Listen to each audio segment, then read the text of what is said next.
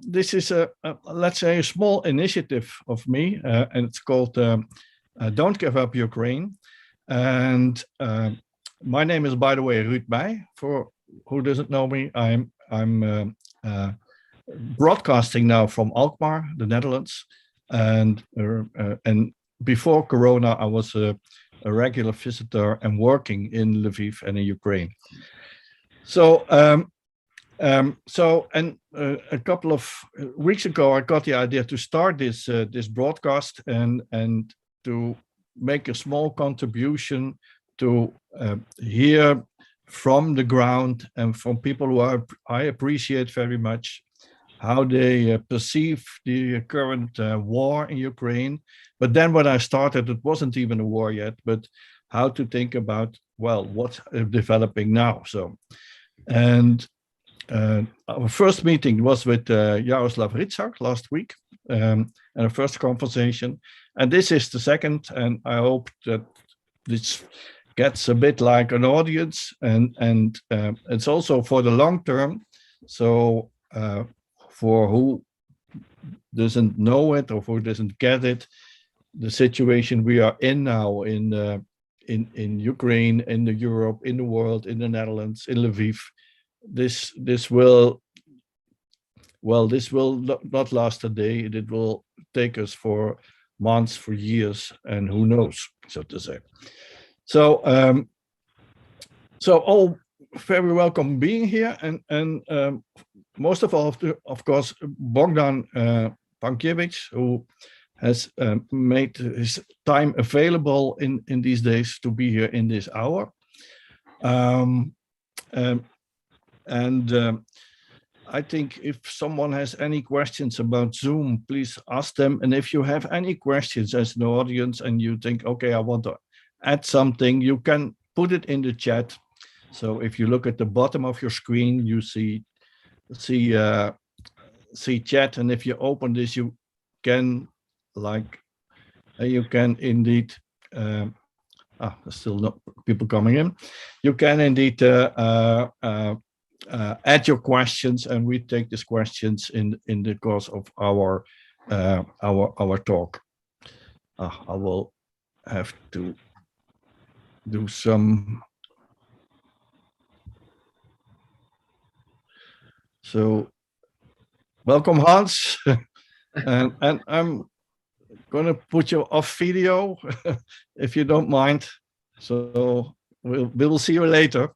So in the end, I propose that I will open all the videos again so that you all can participate. But in this hour, I want to give the floor to Bogdan and to talk about a lot of things. I hope so. So first of all, Bogdan, make a short introduction of yourself. Who's Bogdan Pankevich? Thank you. Good evening. Thank you for participating on this meeting. Thank you, Ruud, for organizing it. I am Bogdan Pankevich, 64 years old, too old for army, but still we are working for the voluntary group of fighters to establish. And I was connected with Holland by the excellent guy, Professor Leo Verhoef from '91, and later participate in Dutch-Ukrainian agriculture project. In result of the good results, I became an honorary consul of the Netherlands for 20 years in Lviv for West Ukraine, and now later on I was a leader of a small regional political party, Ukrainian Galician Party, and always have a good connection with Holland. I love Dutch people. I cannot tell it for Dutch government, but I really love Dutch people, and I love this wonderful country. And okay, just it. And now, Ruud, you will ask question or you give me a floor for some explanation. Well, I will ask you some question if you don't mind. Okay, then so, I do my sentences later. Of course. But First of all, I have to excuse for my English. Sorry. I am a man without good financial establishing. I don't travel abroad, and I don't have often opportunity to speak foreign languages. Then please, I hope you will understand me, and I will ask, if I don't understand some questions, I will ask, I see the Christina or somebody else to help me. Thank you. Okay, we sure will do. And well, your English is excellent, Bogdan, so we will manage, I suppose.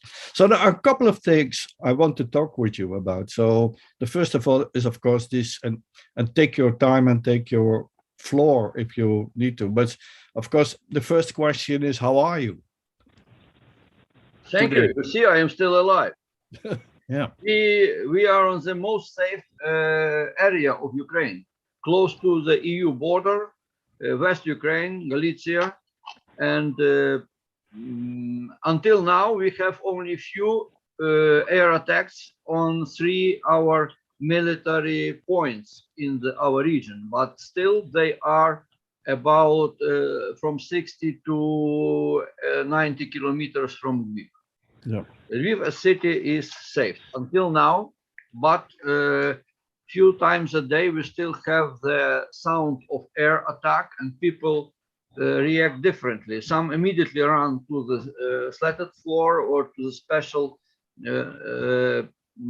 places. We don't have it too much. Mostly they come to the basement of the buildings, and others don't care, just walk on the street and drive a car. Okay, it's just started. We have only 1 week of the war.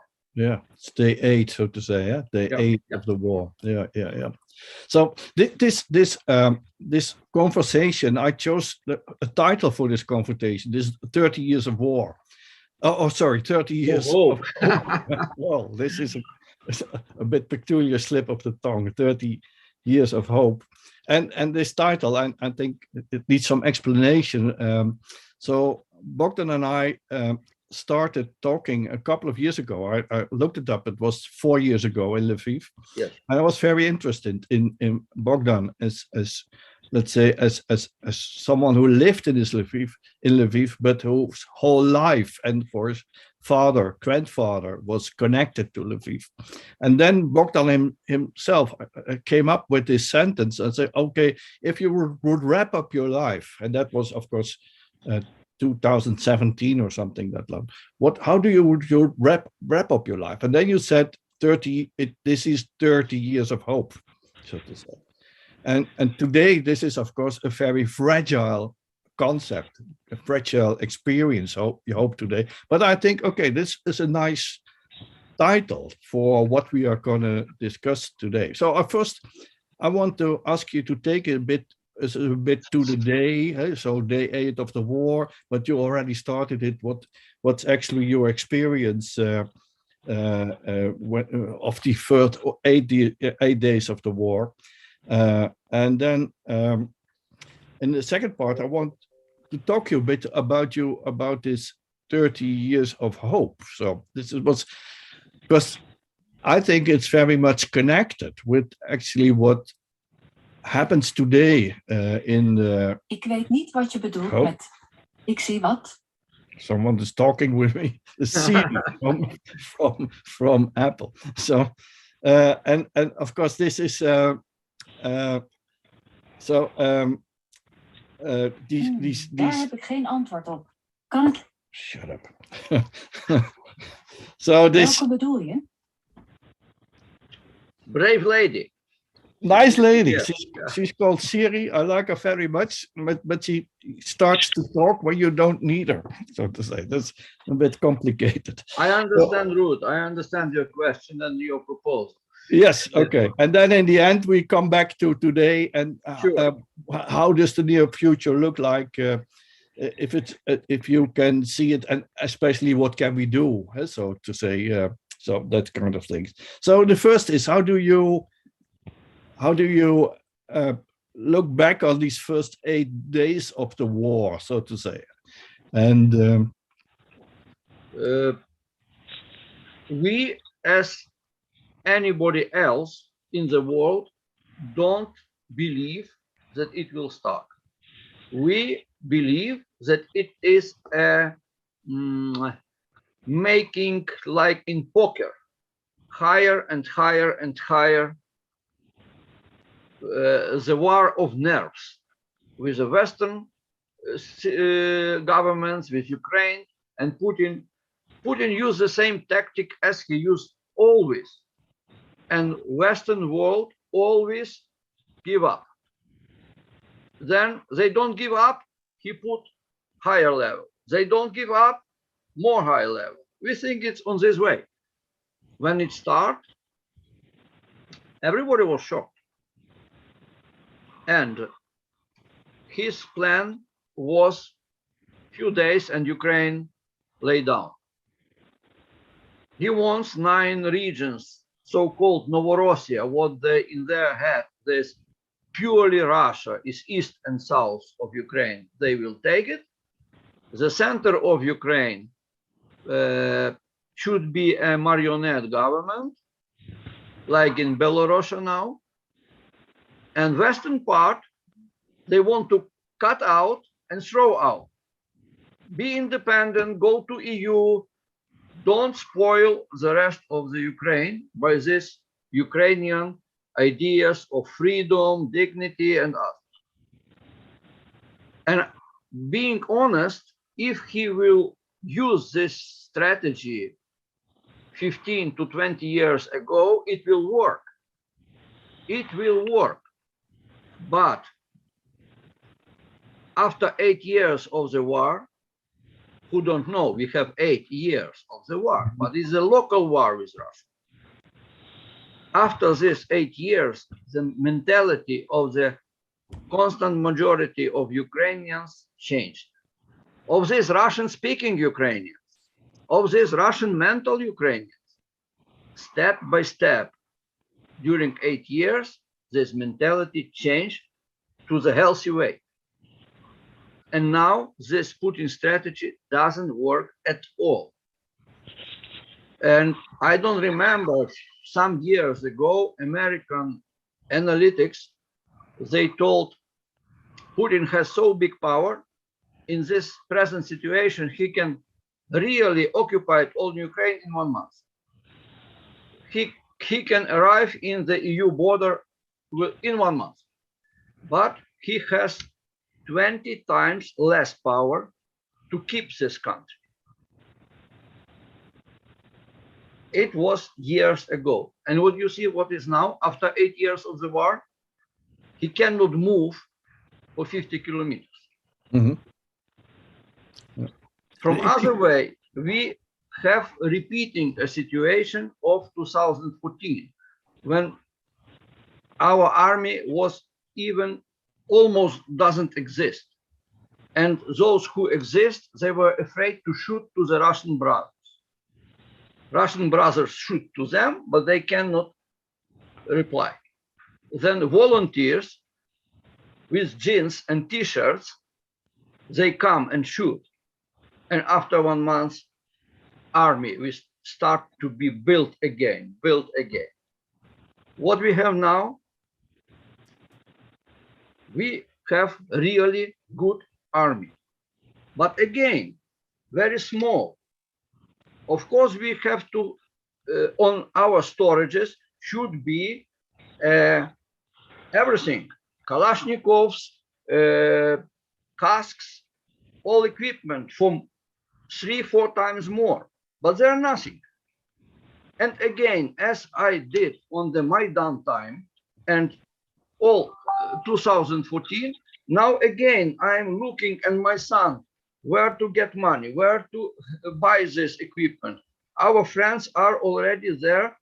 They have only Kalashnikov, nothing else. We should equip them. We should protect them. We should give them tools for night observation. And again, thousands and thousands of people are working abroad to collect money and collect goods, to travel it to Przemysl or other places on the border, and then we come with trucks, repack it to the local trucks, come here, You cannot imagine how difficult it is to move on Ukraine, but we move it. And we step by step equip this army. From other side, we have now two largest queue in the country. One large queue for 40 kilometers of the cars for the border to run away. And another huge queue is to be registered and come to fight. Two queues from the same nation, different people. And 90% already for, I am often there for 4 days maybe, 90% of those young men who come and want to fight, they are only listen and sent away. We will call you because there is no equipment. Otherwise, end of this week, tomorrow or at Sunday, we will have 1 million army.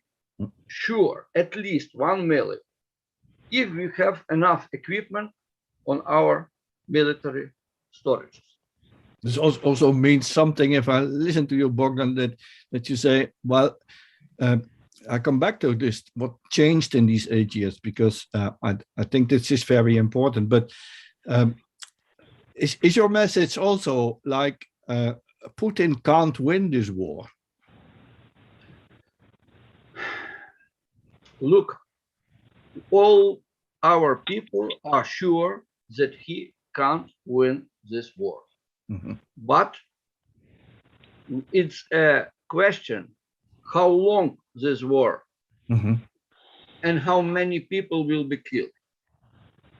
With good supply, with good help from the NATO countries,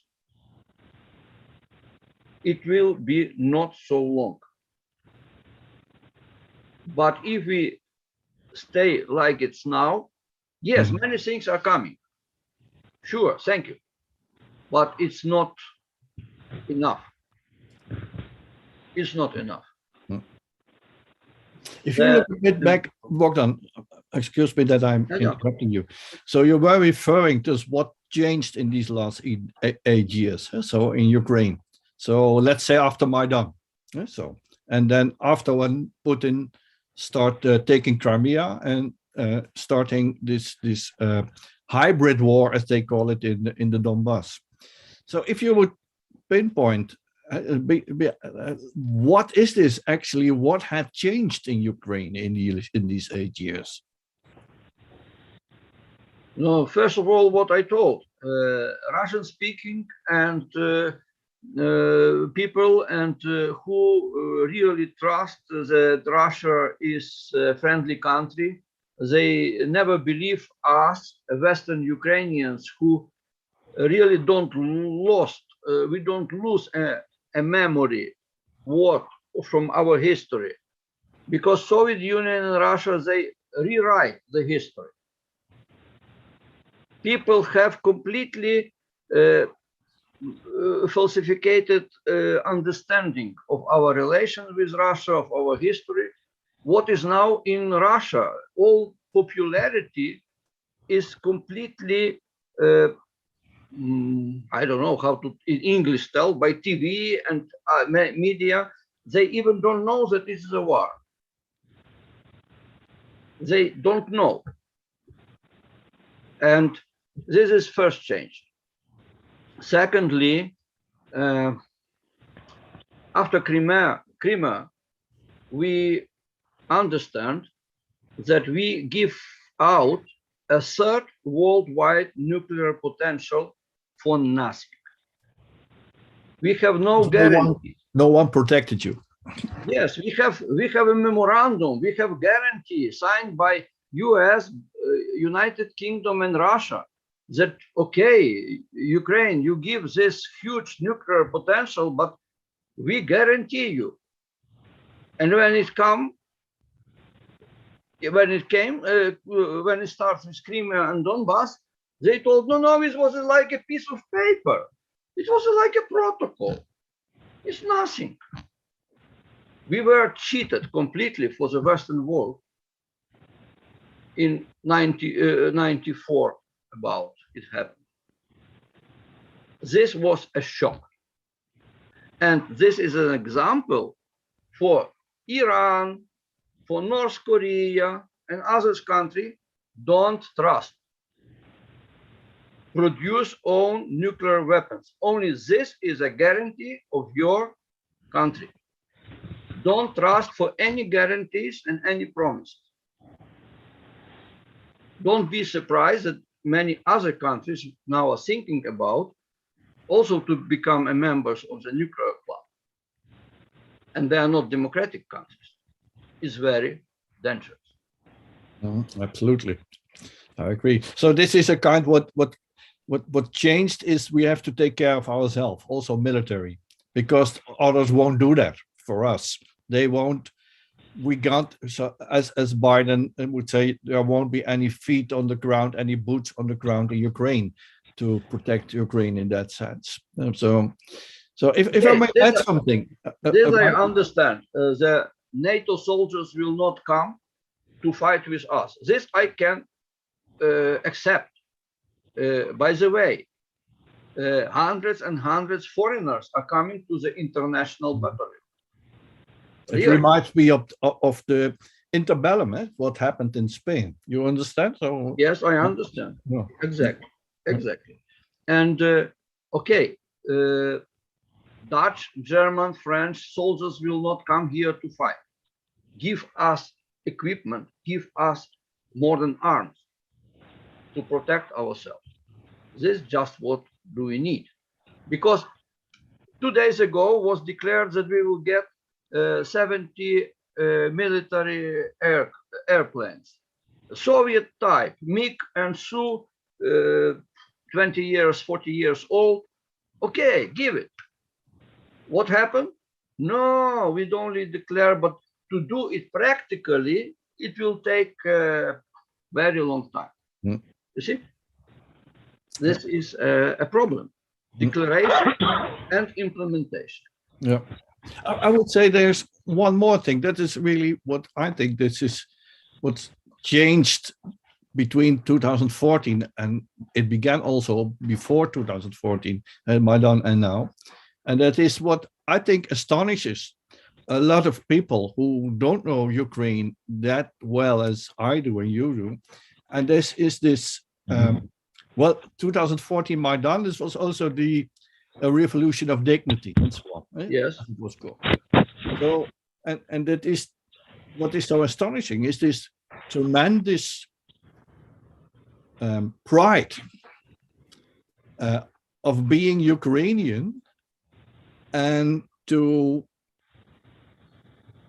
want to live in a country what is free, independent, sovereign, democratic, and so on.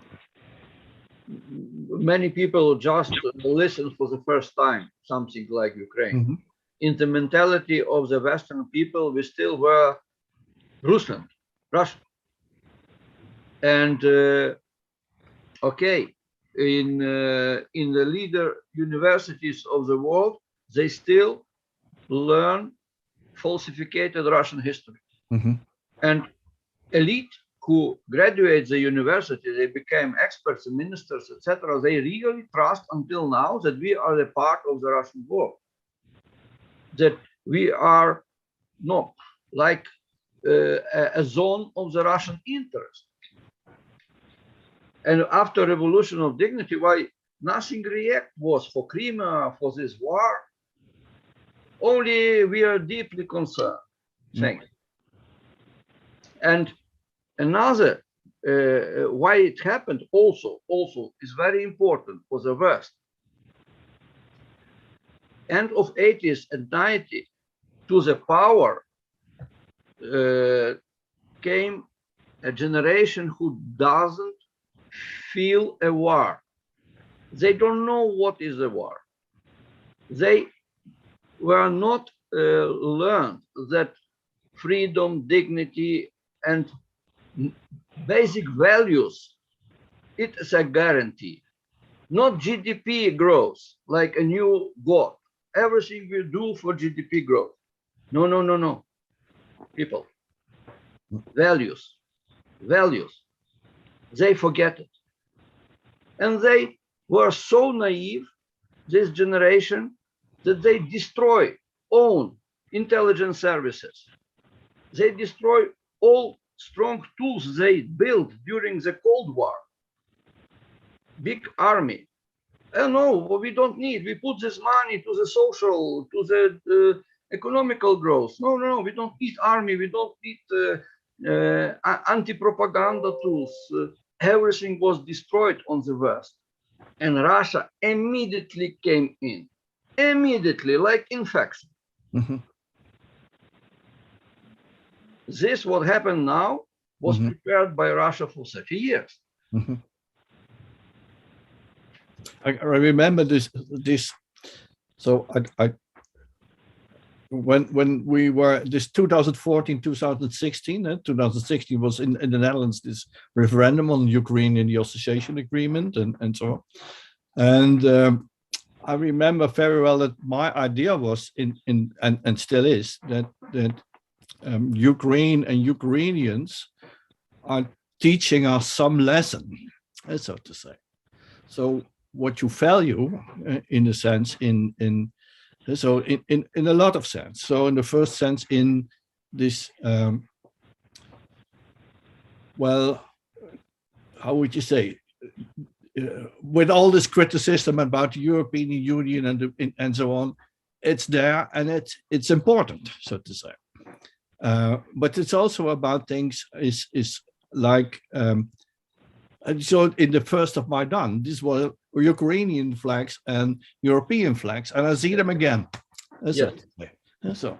So that was basically a lesson for us, not very well taken, I suppose, but you are repeating this again today. So in my idea, you are also fighting our war in certain sense. So it's like the German historian who said the future of Europe will be decided in Kiev and Lviv. So he said that in 2004, and this is even more true today if you look at what's happening now. So unfortunately,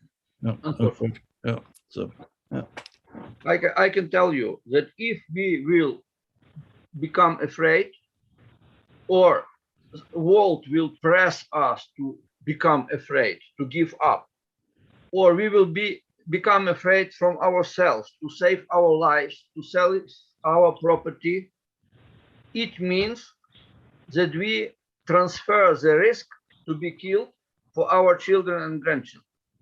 Russia never stopped until they destroy Ukraine as independent, Ukrainian-oriented country. Yeah. Its idea, because people don't understand why Russia attacked. What do they need here? What do they want? Why I write this small article sent to some people. If audience is interesting, I will ask Ruth to distribute. And if we give up, tomorrow he will attack Baltic states. Day after tomorrow, other EU countries. This Russia will not stop. And Putin, of course, it's a main problem. But believe, if after Putin will be change of power, change of president, Navalny will become a president, or somebody else, or Madame Sobchak, this idea of Russian domination, of making slaves from Ukraine, it will be the same in their mind. Maybe they don't declare it. Russia is a country you always try to estimate with your Western mentality, with your healthy mentality. It's impossible. It's impossible. You should, to understand Russia, you should learn a mentality of criminals. Then you will understand. Never forget that in Stalin and after Stalin time, 30% of population were on the prisons and camps, and it's a criminal. criminal from my school time, we speak a criminal language.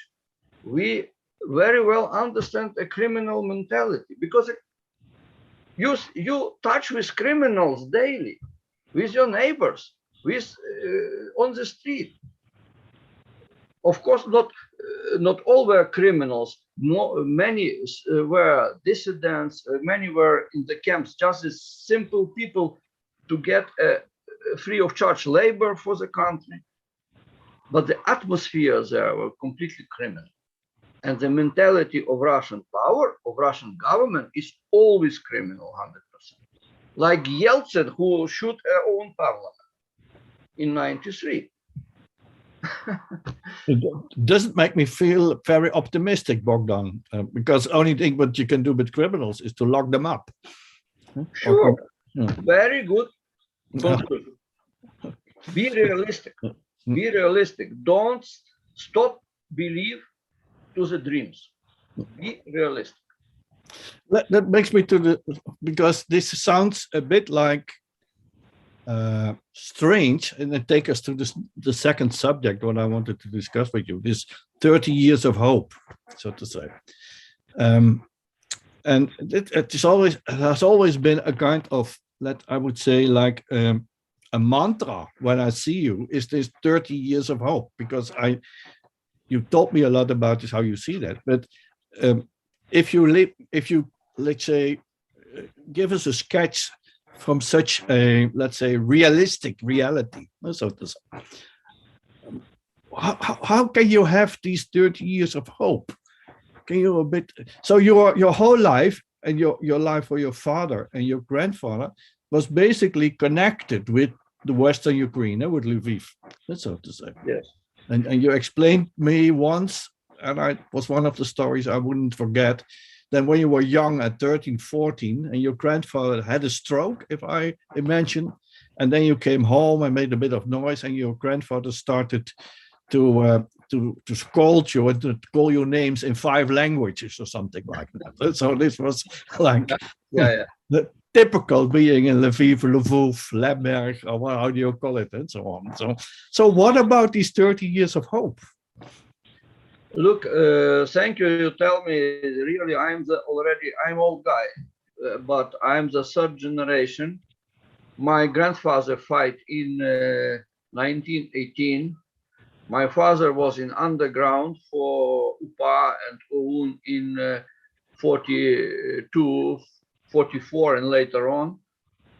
And when we got independence in 91, everybody think, okay, the previous 3-4 years of this slight work for democracy, we don't fight for independence. We just fight for Ukrainian culture, Ukrainian language, democratic election, not have one candidate, but few candidates to elect, to make a choice. This is what we fight for. And when we get independent Ukraine, we think, okay, everything will now happen in the right way. Deutsche Bank make a research and tell, oh, Ukraine is ahead, is the #1 in Soviet Union. All resources they have for the fast development and reach our level soon. They don't understand mentality of the people. This is a problem. Old guys in those times told me, Bogdan, without blood, independence will be not stable. Without blood, independence is not full. And I shout to them, I told, let's work, let's fight corruption, let's fight this stupid government decisions. But you know, old people, they are fighters. They were from the Second World War, and they told, without blood, independence will not come. And I believe that's possible without blood. I believe that really step by step, growing NGOs, growing new young bright people, Western type education. But you see what happened? Corruption is total. And the problem is Western help we receive a lot of help. But again, Western governments don't understand mentality. They don't understand right way to help. We are not like in Poland. Poland were not occupied. The Iron Curtain was on USSR-Polish border, not on the border of Czechia and Germany. Here was the Iron Curtain. And you see how slow and slow and slow we move. But the main point on this 30 years was that really, after every election of president, after every election of parliament, this border between Ukraine and Russian world moved to the east, step by step, every time eastward, eastward. And Putin understands now, after Maidan, okay, if he will not act now, he will lose Ukraine completely. It was what we in Ukraine, I think was about 10 years ago or something, 2007, we were for the first time with Governance and Integrity with France, and I and Amira was there. She's also in our audience, I would say. Yes, yes, I recognize. Then first we went to Kiev, and then we came to Lviv, and then we came to Medium, and then we asked, people asked us, civil servants, politicians, and so on, why do you come to Ukraine, so to say? And then basically our answer was every time the same: where Ukraine goes, in the future Russia will go. And Ukraine is basically, basically simply by being there, a threat to Russia. That was basically our idea then and now. And really a prosperous and democratic and independent Ukraine is even a greater threat to Russia, so to say. So this was my idea. So about moving, I like the idea very much that by every election, by 2004, by the Orange Revolution, 2014, and by every election, you moved a lot eastward, so to say.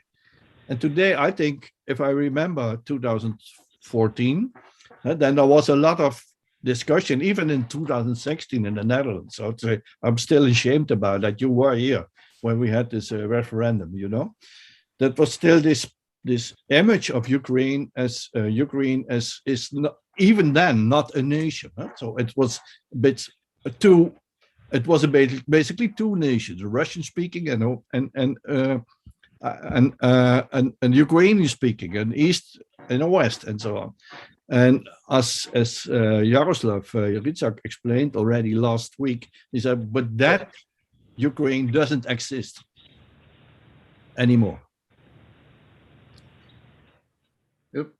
I was surprised.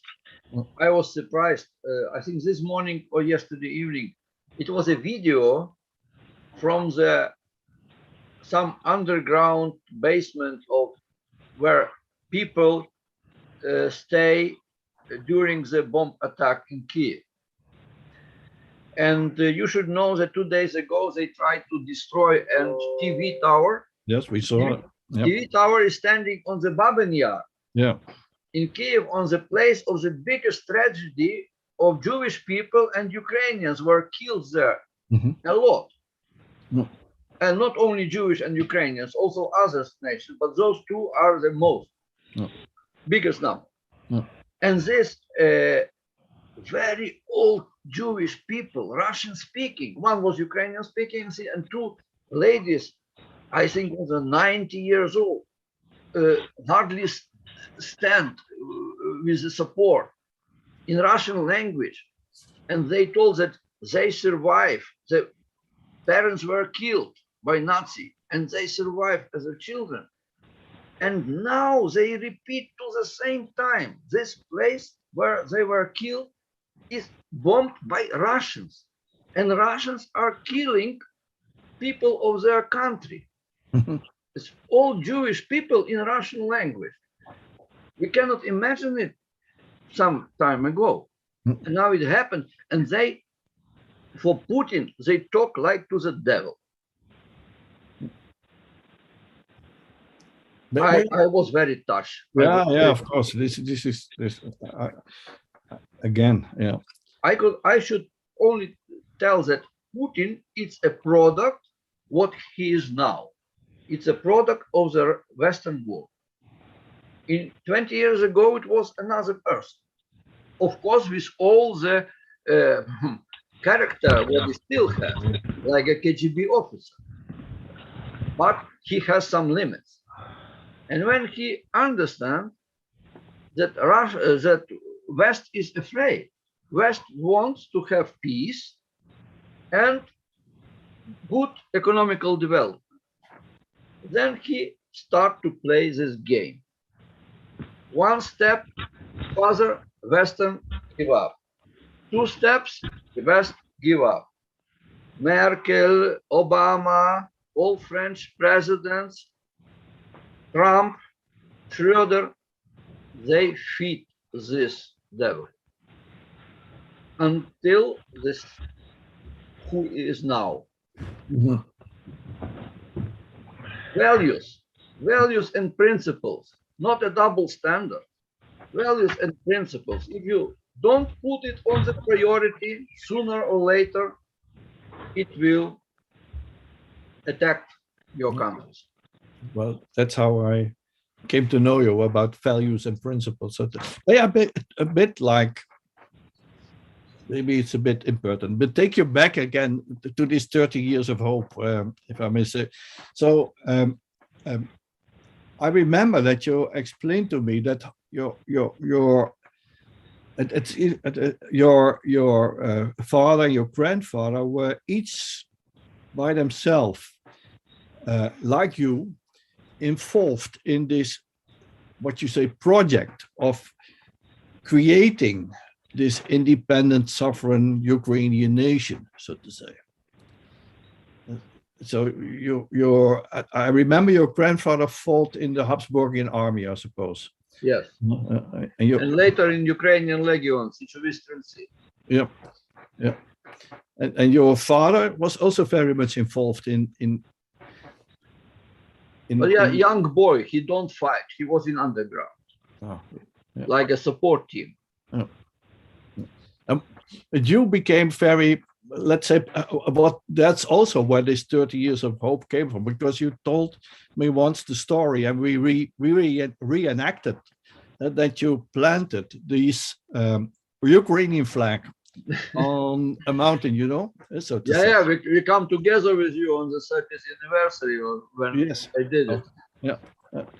And that's why I always think about this hope of you is somehow deeply related in this hope that Ukraine could create this future for you and for your grandchildren and so on. So being an Ukrainian means something. Sure. I told you those times that for me personally, I'm already tired. After the 30 years, I prefer to live in some peaceful Western country, like a pensioner, with a guarantee that tomorrow I will have money to buy my food and to go to the theater once a month, etc., read books and be happy of my grandchildren. 30 years is a really long time, and now it's a 36, even more. And I believe that this time will come. You still do. We still do. And really what we ask now of the West, we ask support in our fighting. We fight. We take a risk of our lives. But we need arms and equipment, everything to protect us. This doesn't mean that West is fighting with Russia. Helping us, West is not fighting with Russia. West is protecting themselves not to fight with Russia in future, because if we win, and after when we win, proper steps will be done for Russia. The world will be never again back the same it was. I want to introduce our audience a bit, and I'm stopping focus mode in a minute. But Yes. I have one last question about this hope. I don't know how if I bother you too much with this hope, but No I think problem, no problem. I should understand correctly. And is this for you also a religious thing? This hope, so to say. I remember you taught me about Patmos, and you wrote a religious book, so to say. So. I really, when we touch a religion, okay, I tell yes. I am sure we now are in the mission. I don't remember how to translate in English how President Reagan and Pope John Paul II, how they call this imperium, Russia as imperium as a bad imperium. I forget this. Yeah. The acts of evil. Yeah. And they told it for Soviet Union, but we the same can tell for Russia now, Russian Federation. Okay, let's see who's our audience. If you want to participant, if you put on your camera, you can join us. But we also can take some questions for Bogdan. And if I look at this and I take gallery, I don't see anyone yet. Only Johan cannot put on the camera. He told me. Johan Swinning. Ja. Ik kan ook mijn camera niet aandoen. Oh, nu wel. Dat komt dat ik hem aan heb uitgezet. Dat is Leonard. Ja, misschien moet je Anna even welkom heten. Anna, welcome for being here. Nice to see you. Hello. And I think it worked. Hans, he didn't have a camera, I suppose. No? So if you have any questions for Bogdan, maybe you like to ask him some things and or reflect on what Bogdan shared with us. So it's a bit like a strange conversation because we want to be in the moment now, and we were in the moment of the war, what's happening, and I'm also trying us a bit like to get a bit back because I think Bogdan has so much to say to us. But maybe you have some questions you want to ask Bogdan. Please take the floor. I think Mira, you had a question in the chat. Mira, her micro. Oh, yeah. Hey, Bogdan, good to see you. Good to see that you are safe. Hi. Thank you. You were a bit dark about Russians, and I understand, of course, in this time. But I thought, what is your message to Russian people? So Navalny had this message to the Russian people: let's fight, let's go to the street, let's go to demonstrate against this war. Yes, sure. I thought it was very brave of the Russian people to go into the streets a week ago and to be captured and to be imprisoned for so many of them. What can you say to them, to the normal people that want to get rid of this, but how do you give them hope of trying to change their government and also their future? I understand, Mira. Thank you. Thank you. I should precise a little bit my message. My message was about Russian-Ukrainian relations. But Navalny is a very good guy to make Russia, how to tell, not authoritarian, but democratic country.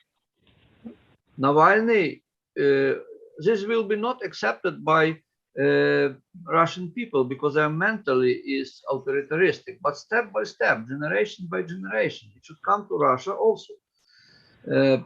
Navalny and other opposition leaders, that's okay. it's good to support such people. It's good to support Russia to become a real democratic country, to try step by step understand what is a personal freedom. They have the problem with this mentality. For instance, Western people, they think, okay, if you are rich, if you live in the is good. But for Russians, the priority is not to have a good life. The priority is that everybody in the world afraid of them. Ha, we are powerful. Ha, we undestroyed you. Ha, we are best on the fighting. This is for priority. They can be without food. They can be with an old, completely cold house. Look, like street people. And they will be proud that everybody in the world afraid of them. But what struck me, Bogdan, is like when we, because if you I'm talking for the Netherlands, Mira also, but one of the things we see is, first of all, this immense solidarity, what's happening here nowadays. But also we see some interviews from Russia, in which people who are interviewed really say, well, I'm ashamed what happens now, but I'm afraid to stand up. Sure, yes. Yeah. Maybe you see this small situation when one policeman ran and more than 50 people ran away from him. In Ukraine is unbelievable. Mm-hmm. 5 people can beat this policeman to the death. Mm. And the 50 run away in Russia. They are afraid in their heart for power, for government, for police. Mm-hmm. And I finished to Mira. I told about Navalny and Russia, but my message was that imperialistic mentality has Navalny and opposition, all Russian people, they, to understand what is Ukraine, to understand that Russian roots are not from Kiev, to understand that the whole picture of these relations is a fake, it will need a generation. Yeah, absolutely. It's too difficult for them. It's cut out 1,000 years of their history. It's too difficult. It's too difficult. Like you grown up as a prince, and later on, you understand that you are homeless. It's like something like it. Mm. There's one thing what you share, you as Ukrainians and Russians, and that is of course almost a century of totalitarianism, right? So you can't erase that easily, so from your history. So and maybe that's something to take into consideration, what kind of steps it takes. But let's bit like leave the Russian, it's a bit stupid question, but what's next, so to say? So we're now in day 8 of the war, and it's a stupid question, but it's also a very difficult question. So where are we now? What should we do? Where are we now? We are now in the very bad moment. They understand after first 5 days, they understand that they cannot beat us, and they start to shoot to the housing, to the people. You can see what happened on Kharkiv, what happened in other cities. It's unbelievable. Is Second World War? I have family from Kharkiv in my home. It's a wife and the son of my Lubomir son business partner. When they see this destroyed buildings of Kharkiv University, they were shocked. They told, this building survived during Second World War. How possible? What do they doing? Destroying university. And you will not see on your TV and on our TV. We can see it on our mobile phones. The pieces of man's body on the street. The pieces of normal people who don't fight, who just live in their houses. It's Putin tried by this crime to make us afraid and give up. When yesterday president told that for yesterday morning there was 16 children killed. But children are most protected by the parents. And grown up people are killed. Like you can understand what happened with the man's body in bomb explosion. And they specially do it, specially. It's not an accident, so to say. Yes, it's every, Not sorry, but every city on this area, north and east. No.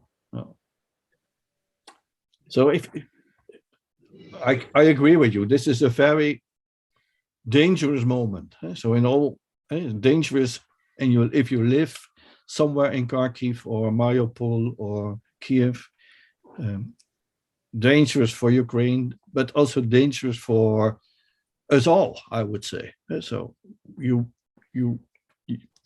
it's a bit like testing our imagination. So the things that are happening now, what we think, the question which we should ask ourselves now, these were questions I was thinking, well, in theory, yes, but in practice, no. So that's all.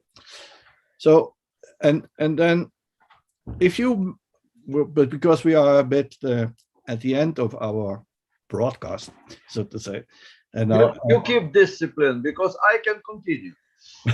No. I want to keep the discipline. This is part of the plan. Now, so to say. But because this won't end, we can continue this the whole evening without a doubt. And I ask you back. Would be nice to do that. But if you would say something, if you want to speak. I saw Daria Kalyenyuk with Bogdan a bit. Boris Johnson yesterday. Mm-hmm. She was in London and she stood up. She's a very famous corruption activist in Ukraine. And she stood up and she began to say to Boris Johnson, he said, listen, this is not enough. It is not enough to take sanctions. Even the sanctions you are taking today won't help us and won't protect us from being destroyed. So please do something. So if you had the opportunity to say something to our prime minister, what would your message be to him, to Mark Rutte? Oh, I am very happy that after so many years, Mr. Rutte start to understand what is Russia, what is Putin. You understand the investment in Russia. For instance, German investments, Dutch investments, yes, they very welcome investments, are very welcome. And the Putin will let companies to make a very nice profit in Russia. But there is no guarantee for profit and for investment. Only one guarantee is to close eyes for his crime. What certainly Dutch, German, French and others did all these years. Close eyes to the crime. For Chechnya, for Moldova, for Georgia, and now for Ukraine. And now for Ukraine, the first time they open eyes, because it's too much. And I'm very happy that Mr. Rutte also start to understand something. Not all, I think, but he is on the right way. We remember the referendum, yes? Yeah. I don't remember me about the referendum, Bogdan.